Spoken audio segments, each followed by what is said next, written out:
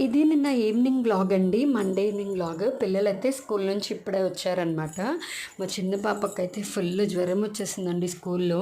మరి వచ్చేయచ్చు కదమ్మా అంటే లాస్ట్ వీకే మానాను కదమ్మా, అందుకని ఇంకా చెప్పలేదు, స్కూల్లో ఉండిపోయాను అంది. చాలా వేడిగా ఉంది. పిల్లలు వచ్చేటప్పటికి స్వీట్ కార్న్ చేశానండి. మా బుడ్డి అమ్మగాడైతే తినలేదు పాపము. ఇంకా నేను వంట చేసుకుంటూ పాప పక్కన కూర్చున్నాను. అదేమో పడుకుందనమాట. సడన్గా చాలా టెంపరేచర్ వచ్చిందండి. ఎందుకంటే క్లైమేట్ బాగుండట్లేదు కదా, అందరూ చాలా కేర్ఫుల్గా ఉండాలి. ఈవెన్ నాకు కూడా చాలా కోల్డ్గా ఉంది.